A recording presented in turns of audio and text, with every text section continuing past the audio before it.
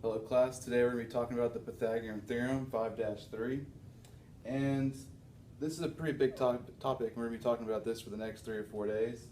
Pythagorean Theorem, most important thing to know is it can only be used in a right triangle. So let's put a star next to it, only be used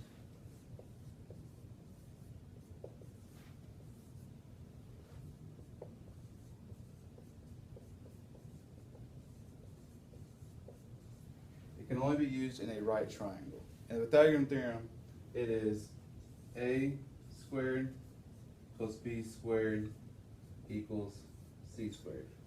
And you're probably thinking, well, I've heard that before, but I don't know what it means. So let's draw a picture for you. I'm going to draw a triangle. Remember, it has to be a right triangle. So we have our right angle here. A, B, and C are going to represent the side lengths. A and B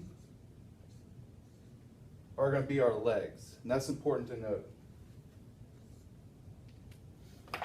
A and B are our legs.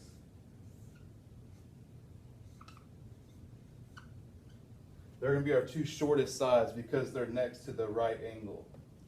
And then the longest side length that goes across and is opposite of the right angle is C, and we're going to call that the hypotenuse.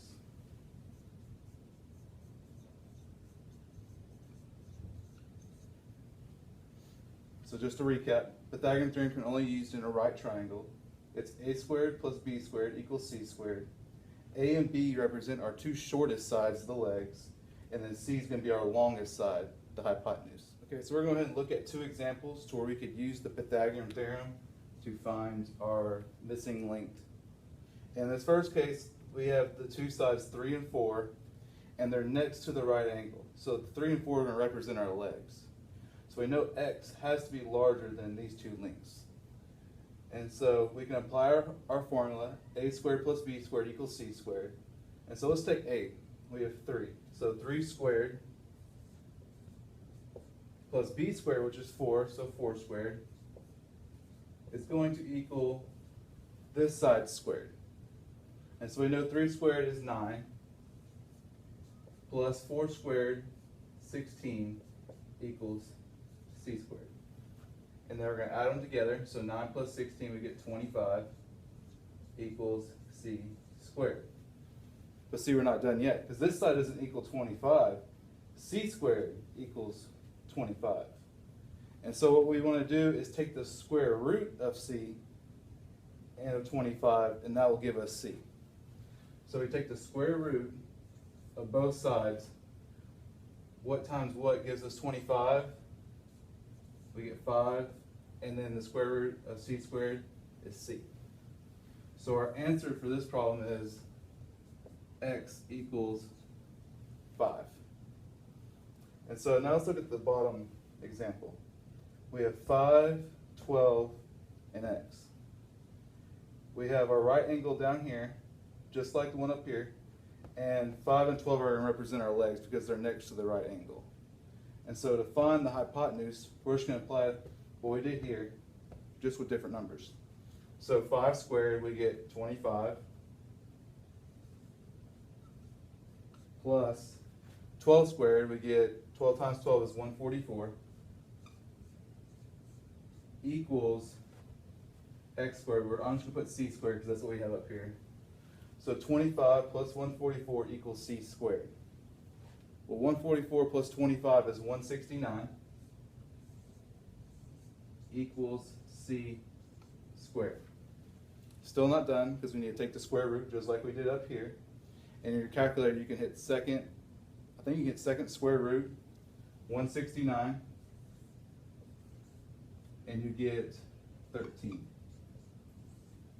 It's important to know how to use the calculator and find the square roots. So take the square root of 169, you get 13, and that equals c. In this next example, it's a little different in that they gave us the hypotenuse that is 10, and then one of the legs is 6, but we still have to find a. So let's go ahead and fill in what we know into our formula here. So we don't know a, so we'll keep it as a squared. Plus b squared, well, b is 6, so 6 squared equals, and then our hypotenuse c, our longest side is going to be 10.